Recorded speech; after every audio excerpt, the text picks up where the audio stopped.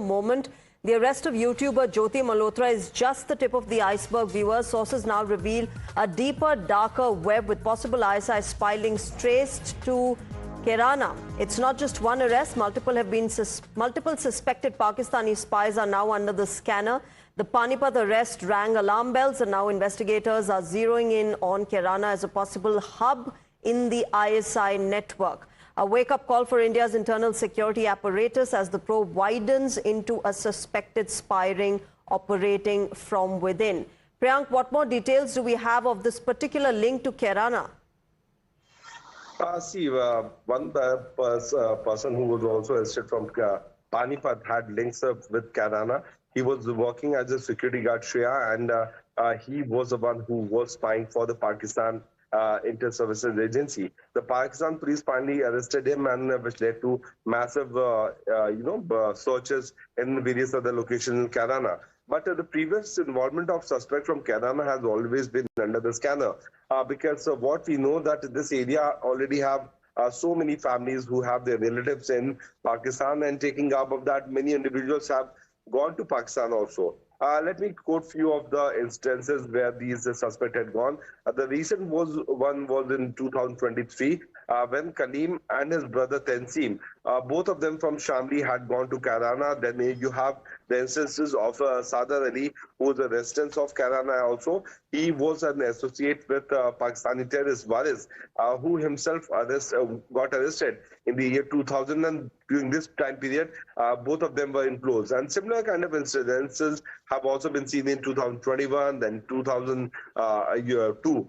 So the fact of the matter is that having relatives in Pakistan had given a very logical thing for these individuals to go to Pakistan. And that is the time period when these officials from the Pakistani ISI, who are based at the Pakistan High Commission in India, managed to track them. And this is not the first of the kind, because in the past also the Delhi Police Crime Branch and the other agencies have arrested many individuals who came in contact with the Pakistani ISI operative, who introduced themselves as the first officer at the visa section, and then the game starts. Yeah. Pradeep, to you, even as these espionage network emerges and, the authorities are now cracking down on those who've been working from within Indian territory for Pakistan, it really points to how security experts keep pointing to this 2.5 front war that India has to battle, and that half includes those who work for the enemy from within the territory. All of these YouTube influencers, the kind of people who are being picked up by the authorities for their alleged links to Pakistan's ISI, reflect that, and that is a huge security concern for all of us. Yes, yeah, you're absolutely right. That's a big security concern, because it's an enemy within that's more dangerous. It's not the Pakistan across the border. The Pakistan within India is more dangerous. That's one of the reasons that the 6 people have been arrested, which includes the YouTuber Jyoti Malhotra. And then one other person who has been arrested has been identified as Davinder Singh Dhillon. He's a student of political science. He had also been to Pakistan because he wanted to go to Kartarpur Sahib Gurdwara. There he was lured by a Pakistan intelligence official, and he started working for them. He kept on sending them all those visuals from the security installation.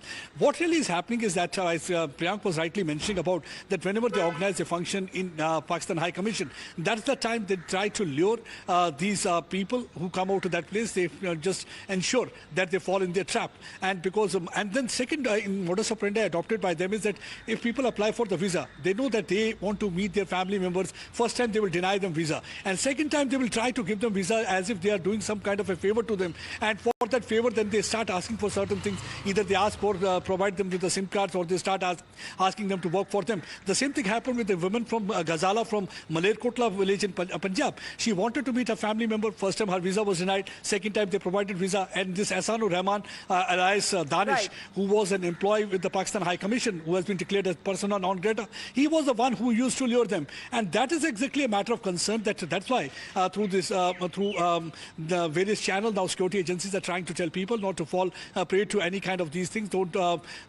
get lured by any kind of an assistance if somebody is calling you on phone. Don't divulge any kind of information. And mostly, you'll find that PIOs start working whenever there is a trouble. Like, for example, after Pahalgam attack, the number of phone calls from the PIO to different people, whether in the armed forces, their family members or people putting up closer to the villages, increased because every time they used to call them on one pretext or another pretext, Absolutely, asking them about. Pradeep. So there are things that one needs to look within, and authorities are doing exactly that, tracing this entire nexus, this entire network that has been going on. A big security challenge for all of us.